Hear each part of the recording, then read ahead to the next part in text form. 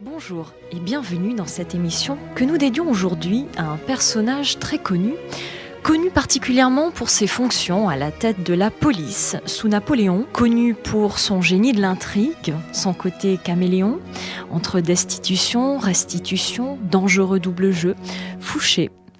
Je le nomme ainsi, joue même avec les plus grands. Il a l'aplomb du diable. Lorsque Napoléon lui demande « Vous avez été prêtre ?» il répond « Oui, sire ».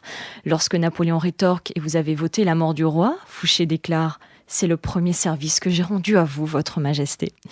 Il conspire avec Talleyrand ou entretient des contacts secrets avec l'Angleterre. En quoi Fouché est-il une girouette ou ne l'est-il pas ? Nous parlons de l'ambivalence du personnage avec Monsieur Jean-Denis Bredin de l'Académie française.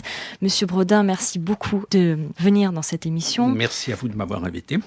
Nous avons dans l'inconscient collectif une sorte de mauvaise image de Fouché. Quand on pense à lui, on pense tout de suite à ses fonctions à la tête de la police. On le voit sournois, stratège, calculateur, opportuniste. Alors, l'était-il vraiment ? Faut-il peut-être remonter au début de sa vie pour mieux le comprendre ?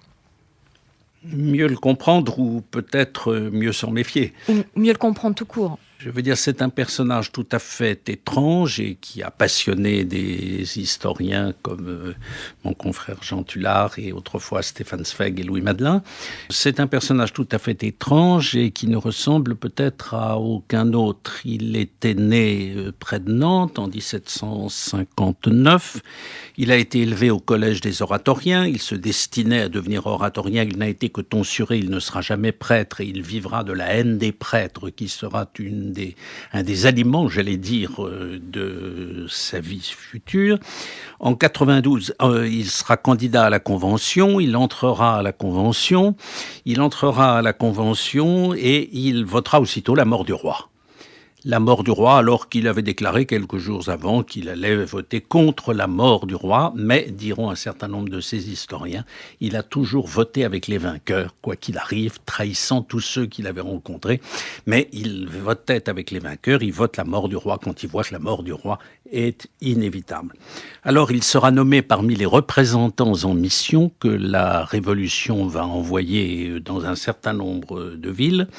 Il est envoyé à Troyes, à Nevers, à Dijon, à Moulins, et puis, il est envoyé à Lyon où il va laisser un souvenir d'histoire effrayant puisque l'on sait qu'avec Collot d'Herbois, c'est vrai que c'est la Convention qui avait pris la résolution de détruire la ville de Lyon. Il va faire abattre un nombre important de maisons. Il va déclarer la guerre aux riches, il va déclarer la guerre aux prêtres, il va déclarer, et puis surtout, comme il trouvait que la guillotine était trop lente, il va faire tuer près de 2000 personnes dans la plaine des Brotteaux qui devaient payer pour tout le mal qu'avait fait la ville de Lyon à la Révolution. Il en fait tellement, il a un tel zèle meurtrier que il effraie un certain nombre des gens qui l'entourent et qu'il est même rappelé à la Convention. Il est rappelé à la Convention, à ce moment-là Robespierre le convoque. Leur conversation semble avoir été dramatique, mais elle n'est rapportée à peu près pas. Robespierre n'en pouvait plus de ce prêtre monstrueux. Alors par précaution, il se fait nommer, prêtre qui n'était pas prêtre d'ailleurs, oui, il se fait nommer président du Club des Jacobins. Robespierre vient le lendemain au Club des Jacobins faire exclure ce personnage abominable et il comprend qu'il faut se débarrasser de Robespierre et il participera timidement d'ailleurs en arrière-plan au complot qui mettront fin à la carrière de Robespierre. Tel il est, il ne peut pas supporter de ne pas intriguer pour gagner.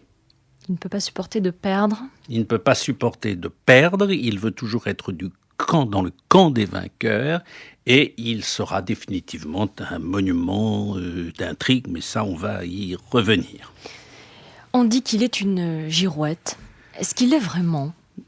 Oui, il est une girouette. Par exemple, il est une girouette dès le début quand monarchiste et presque prêtre, enfin destiné à devenir prêtre, il débarque à la Convention et remplit des rôles exactement contraires.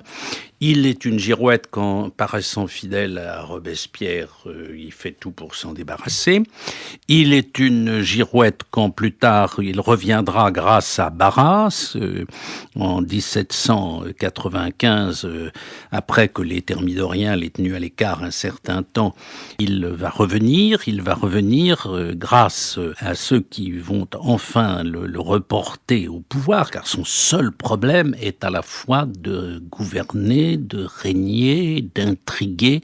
L'intrigue était sa nature profonde, diront tous ceux qui l'ont étudié. Et en 1799, il sera nommé ministre de la police générale par le Directoire, après quoi, il va aussitôt se préparer à faire réussir le coup d'État des 3 consuls de Bonaparte pour que Bonaparte soit au pouvoir, parce qu'il a compris qu'il pourrait être un instrument utile entre les mains de ce Bonaparte-là. Alors il va faire en sorte, il va d'ailleurs très bien travailler, car il était fort intelligent, il travaillait très bien comme ministre de la police, de faire réussir le coup d'État de Brumaire. Il va faire en sorte de le faire réussir, non pas lui tout seul, mais un certain nombre avec lui, et lui tout spécialement. Et Stefan Zweig dit dans une jolie phrase, le serviteur avait trouvé son maître, Napoléon, et le maître avait trouvé le serviteur qu'il lui fallait, toujours à ses ordres et toujours prêt à le trahir. Tel fut le début de leur relation sous le consulat, et le voici ministre de la police. Et puis voici que se produit un accident que nous avons appris à l'école ou au lycée, je ne sais plus, c'est que le malheureux Napoléon allant, je crois, à l'opéra, le malheureux Napoléon fait l'objet d'un attentat terrifiant, rue Nicaise, où il a failli mourir, et alors il en voudra au ministre de la police. Et il va dire, c'est le ministre de la police qui m'a laissé tuer, et il va se débarrasser du ministre de la police en le nommant sénateur d'Aix-en-Provence, en lui donnant, car il savait que Fouché aimait beaucoup l'argent, ce qui à l'époque n'était pas, chez un certain nombre d'ailleurs, très original. Mais Fouché aimait beaucoup l'argent, il le fait nommer sénateur d'Aix-en-Provence, il lui fait donner une retraite, enfin une contribution tout à fait remarquable, mais il se débarrasse de lui au ministère de la police et de 1802 à 1804 à peu près. Voilà ce pauvre Fouché obligé de revenir à sa vie privée.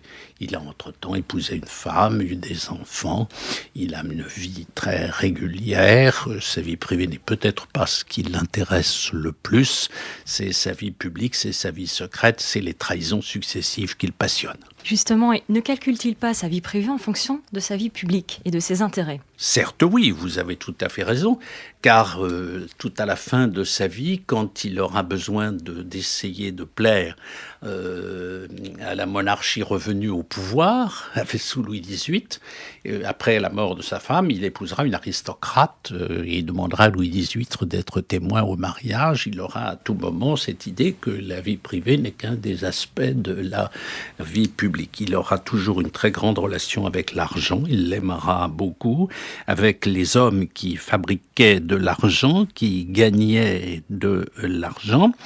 Et en 1804, lorsque depuis 2 ans il est en exilé, j'allais dire à Aix-en-Provence, dans sa seigneurie là-bas où il vivait dans un faste fabuleux, car cet homme, à la fois chétif, très maigre, très acier, vivait dans un luxe. Il ne supportait pas de vivre sans luxe, alors que dans sa famille, on n'avait point connu ça, ou du moins connu ça. Et il va faire partie de ceux qui vont demander que Napoléon devienne empereur. Pourquoi un tel goût du pouvoir ? Comment on a un tel goût du pouvoir ? Passion chez lui du pouvoir, c'est vrai. Et vous avez raison, comment ça lui est venu ? Est-ce que ça lui est venu de l'école ?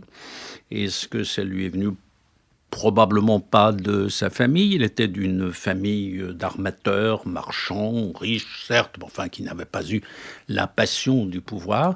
Mais dès qu'il a rencontré l'intrigue, il a voulu devenir à la fois non seulement un prince de l'intrigue, un duc de l'intrigue, je ne sais ce qu'il faut dire, mais un homme qui était toujours ou presque au pouvoir et qui souffrait terriblement quand il n'y était plus, dans les quelques moments de sa vie où il est écarté du pouvoir. Même entouré de fortune. Il ne se reconnaît pas. Non, il ne se reconnaît pas. Alors, en 1804, il assiste au sacre de l'empereur. qui va le faire bientôt duc d'ailleurs, duc d'Otrante, car il faudra aussi qu'il soit duc d'Empire pour être tout à fait satisfait. Et il redevient ministre de la police sous l'empereur qui le reprend, qui se méfie de lui terriblement, car quand on lit les souvenirs de Napoléon, on voit que en réalité, il le tient pour un traître permanent. Mais un traître permanent dont il pense à beaucoup de moments dont on a besoin. Alors dans les moments de colère, Napoléon s'en débarrasse, et puis dans les moments où il a besoin des autres, il se dit, il faut peut-être que je le reprenne, parce que j'aime mieux qu'il trahisse les autres que de me trahir moi. Et tout le monde veut Fouché. Et tous les hommes politiques vous avez raison, tout le monde ou presque veut Fouché. Alors, il va évidemment déplaire jusqu'au dernier moment. Mais lorsque Napoléon partira, puis reviendra de l'île d'Elbe 100 jours, il reviendra pour essayer d'aider la reprise du pouvoir par Napoléon. Et du coup, Napoléon lui rendra le beau ministère qu'il devait avoir, c'est-à-dire le remettra au ministère de la police générale. Car alors, il a adoré la police générale. Pourquoi ? Parce que c'était un ministère qui est là où est l'école des Beaux-Arts maintenant, Quai. Le ministère de la police générale, c'était n'importe quoi. C'était tout et n'importe quoi. Et par conséquent, il faisait au ministère de la police générale, il intriguait, il dînait en ville, il dénonçait, il invitait chez lui, il avait des relations avec les pays étrangers, il a été beaucoup de relations avec Metternich, il a eu beaucoup de relations avec Wellington, il avait des relations avec tous les souverains étrangers. Il rêvait d'être ministre des Affaires étrangères, mais ministre des Affaires étrangères, il le vivait comme un aspect du ministère de la police. Et il faisait de la police une espèce de vie ardente et frémissante qui lui permettait de tout contrôler, tout vérifier, tout dénoncer. Et c'était un personnage comme, Jean Tullard l'a très très bien décrit, comme on en voit très peu dans l'histoire, parce que très peu de policiers ont atteint à ce niveau. Alors c'est vrai aussi que c'est une époque où il n'y a pas de contrôle rigoureux de la police, il fait tout et n'importe quoi, et son seul problème est de se servir soi-même le mieux qu'il peut. À ce point que quand Louis XVIII va revenir, Louis XVIII va vouloir le prendre comme ministre. Alors que c'est un des régicides qui ont fait tuer son frère, et que la duchesse d'Angoulême, la fille de Louis XVI, et de Marie-Antoinette, le hait, ce régicide qui est partout et partout. Mais Louis XVIII se dira, il faudra peut-être que je le reprenne. Et c'est le fameux portrait de Chateaubriand que l'on connaît, les voyant sortir tous les deux de chez Louis XVIII. Quand je dis tous les deux, c'est Talleyrand et lui. Et Chateaubriand dira, le vice appuyé sur le crime. Le vice, c'était Talleyrand, le crime, c'était Fouché. À vrai dire, on pourrait aussi inverser peut-être un peu, mais enfin, ça n'est pas notre tâche, à nous deux, de faire ça. Nous en venons à parler de Talleyrand, Monsieur Bredin.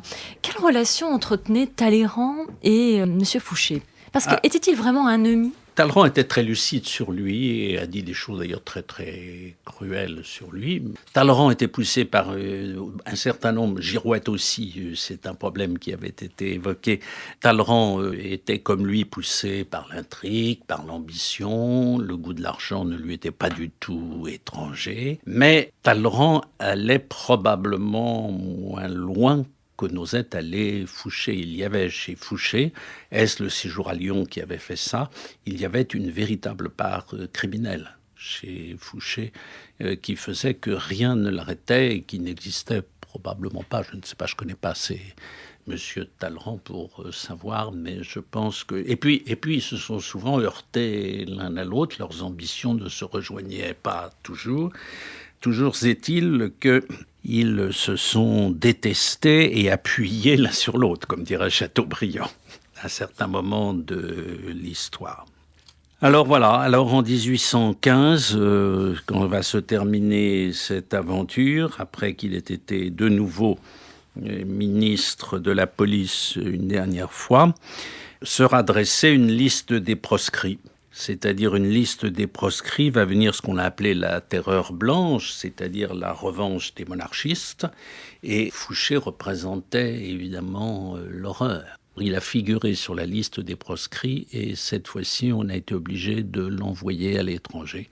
Et il va vivre les dernières années de sa vie. Il se remarie, il est très riche, il aime les palais, il a une très jolie propriété à Ferrières, je ne sais pas si vous la connaissez, mais qui est superbe. Il avait sa sénatorerie d'Aix-en-Provence, qui était très belle aussi. Il aimait tous ceux qui brillaient. Et il a appris que Talleyrand avait mission de le congédier en 1815. Car on chargeait à Talleyrand de toutes les mauvaises missions. Et il avait mission de le congédier. Alors, Talleyrand le lui a dit le plus gentiment possible, mais enfin... Voilà. Gentiment, vous pensez ? Gentiment, enfin, de leur manière à eux d'être gentils l'un avec l'autre. Et exilé, il est parti d'abord à Prague, car il s'était fait beaucoup d'amis, notamment alors Bernadotte en Suède. Mais il s'était fait beaucoup d'amis. Il est parti d'abord à Prague parce qu'il s'était fait beaucoup d'amitié quand il était ministre de la Police, qui était étrange avec Metternich. Et puis il est allé ensuite, si j'ai bonne mémoire, à Linz, en Autriche. Puis il a été vivre à Trieste avec sa femme et son fils. Et là, il s'est mis à brûler des lettres. Brûler des correspondances, mais en garder suffisamment pour qu'elles soient publiées, semble-t-il, en 1824. On ne sait pas si c'est lui qui les a publiées ou si c'est quelqu'un d'autre qui les a publiées. Ça demeure un des mystères sur lequel ces historiens... Mais c'est une manière qu'il a eue de continuer à dresser le mystère autour de lui. Publier sa correspondance, un mythe dont on ne sait pas si ces lettres sont de lui ou pas de lui. Il prend froid un jour en se promenant à Trieste et il va mourir naturellement après une messe solennelle. Je ne sais pas si Dieu va lui pardonner la manière dont il s'est traité avec lui, mais enfin une messe solennelle il l'a voulu et ses cendres seront rapatriées dans son château de Ferrières en 1875 si j'ai bonne mémoire. C'est une vie très étrange parce que c'est une vie qui a fasciné beaucoup d'écrivains. Et il laisse derrière lui donc un héritage incroyable. Il fascine aujourd'hui encore les cinéastes, les écrivains, nombreuses personnalités réfléchissent beaucoup sur la personnalité très forte de Fouché. Et on dit qu'aujourd'hui la police d'aujourd'hui est fondée quelque part par Fouché. C'est-à-dire pas dans le mauvais aspect, mais que Fouché a vraiment initié un nouveau courant, c'est-à-dire une nouvelle époque. Non, ce fut le premier ministre de la police, au sens général de ce qu'on appelait ministre de la police générale même. On y était ministre de la police générale. Et par conséquent, c'est lui qui, c'est vrai, a improvisé à l'époque un certain nombre d'usages. Et là, Tullard a beaucoup travaillé sur ce sujet, très bien travaillé. Alors, reste que c'était une police qui n'était absolument pas surveillée par aucune autorité. Il était le souverain de sa police, tel qu'il l'imaginait. Elle n'est plus telle aujourd'hui, c'est donc un autre monde. Mais qu'un certain nombre d'habitudes nées de cette époque-là aient existé, ça c'est possible. Mais il a adoré le ministère de la Police, sauf qu'il eût aimé intégrer le ministère des Affaires étrangères à l'intérieur du ministère de la Police. Il pense que ça aurait été plus simple, oui. Il visait au départ les relations extérieures. Oui, c'est ça. Et au départ, était-il déçu du ministère de la Police ? Même si par la suite, il ne l'a plus été, mais... Il ne l'a pas trop été, mais au départ, sûrement, sur le plan des hiérarchies, sur le plan des mérites, sur le plan, il eût préféré probablement être ministre des Relations extérieures. Et ce qu'il y a de très curieux, c'est que Napoléon dira souvent de lui le pire mal, disant que c'était un traître né, qu'on ne pouvait que se méfier de lui, qu'il mentait chaque fois qu'il prenait la parole, etc. Mais en même temps, dans tous les moments difficiles de son histoire, Napoléon éprouve le besoin de le faire revenir. Comme s'il se disait, pardon de rabâcher, mais comme s'il se disait, c'est dangereux de l'avoir à l'extérieur. Et il intriguait tout le temps. Alors Napoléon, dans ses mémoires rédigées à Sainte-Hélène, dit « L'intrigue lui était aussi nécessaire que la nourriture. » Et Napoléon ajoute « Il intriguait en tout temps, en tout lieu, de toutes les manières et avec tout le monde. » Cela dit, il a fasciné. D'abord, c'est étrange que Zweig ait eu besoin non seulement d'écrire un livre sur lui, mais de dire c'est le plus remarquable de tous les hommes politiques, dit tout en le jugeant très sévèrement, mais c'est le plus remarquable de tous les hommes politiques. Et Balzac parle d'un génie, esprit sombre, profond, extraordinaire, véritable génie qui avait frappé Napoléon d'une sorte de terreur. Que cherche-t-il au fond? Une reconnaissance, une notoriété? Bon, ce n'est pas l'argent. L'argent, il l'aimait beaucoup. La notoriété, il l'aimait beaucoup. Il aimait beaucoup agir, faire, avoir un rôle, tenir les cartes, être maître d'une société. Personnage tout à fait étrange quand on considère ce qu'avaient été les débuts. Il était professeur de physique, de chimie, dans les différentes écoles des oratoriens où il avait enseigné. Ouais. Mais un certain nombre, d'y revenir, qu'il avait connu très jeune, comme Robespierre, qu'il avait connu à Arras au début de sa carrière. M. de Robespierre était à l'époque à Arras. Et Robespierre voyait en lui un des personnages à la fois les plus intelligents et les plus dangereux que le monde ait inventé. Lorsqu'on lit les bulletins qui paraissent à l'époque, les bulletins journaliers qui font état de l'avancement de l'activité, donc tous les jours en France, partout en France, eh bien on dénombre beaucoup de voleurs, beaucoup de personnes attrapées par la police. Et même, il va jusqu'à énumérer le nombre de mendiants qu'il attrape. Est-ce que la police est si cruelle que ça à l'époque ? Je crois que oui, mais enfin c'est lui qui l'a fait, la police. Il l'a fait, il l'invente, il l'a fait, il la fabrique, il fait surveiller des quantités de gens, il fait faire des rapports sur tous les gens importants sans aucune espèce d'autorisation d'aucune sorte. Il entretient des rapports avec les souverains étrangers sans même consulter le gouvernement. Il fait ce qu'il veut à la police et chez lui, un règne absolu. Quant aux fonds secrets, il les utilise ? Oui. Il les utilise et même Napoléon, pour le récompenser, quand il l'a fait duc d'Otrante, lui en a donné une certaine partie même. Pour dire, je me débarrasse de lui, mais il faut quand même que je le récompense. Je sais qu'il aime l'argent et je vais lui donner une partie des fonds secrets. Est-ce qu'il était sensible, au fond ? Est-ce qu'il lui arrivait, ne serait-ce que de s'émouvoir de quelque chose ? Ça, c'est une très bonne question que vous posez là. Personne ne peut le dire. Il semble qu'il ait eu du chagrin quand est morte sa fille, qu'il avait appelée Nièvre. Elle était née à Nevers. Il l'avait appelée Nièvre. Il a eu, semble-t-il, une sorte de chagrin. Mais a-t-il été un homme sensible ou était-il un homme totalement fermé ? C'est pourquoi il fascine beaucoup d'écrivains, parce qu'il apparaît totalement inexplicable. Quel est le moment le plus fort de sa vie, selon vous ? Le plus fort, vous voulez dire le moment qui fut pour lui le plus heureux ? Le plus heureux. Déjà, était-il heureux ? Est-ce que non, le bonheur n'était pas quelque chose qui devait le concerner ni l'intéresser. Je ne peux pas vous dire, je ne sais pas du tout quels sont, parce que finalement, on ne sait pas si ces mémoires sont de lui. Dans ses lettres, il ne parle pas des sentiments qu'il éprouve. Il écrit joliment, il écrit bien, mais à l'époque, beaucoup de gens écrivaient bien. Il est, à mon avis, totalement inexplicable et c'est ce qui fait l'intérêt qu'il a. Et évidemment, si on se tourne vers la partie du temps qu'il a passé à Lyon avec Collot d'Herbois, parce que quand Collot d'Herbois ensuite est envoyé aux colonies où il va mourir, il est très content que Collot d'Herbois soit seul puni, alors qu'ils étaient ensemble et travaillaient ensemble, mais il trouve tout à fait normal qu'on punisse Collot d'Herbois et lui, il se présente à Robespierre, qui d'ailleurs ne se fait pas la moindre illusion, mais il se présente à Robespierre comme celui qui a cherché à empêcher les pires drames quand il était à Lyon, naturellement, car il est toujours à charger les autres des responsabilités reprochables. Comment on gagne ces qualités qui permettent de jouer autant avec l'homme, avec le pouvoir, d'être aussi intelligent, aussi calculateur au fond ? Il était certainement très intelligent, le peu qu'il ait écrit, ces quelques correspondances le disent.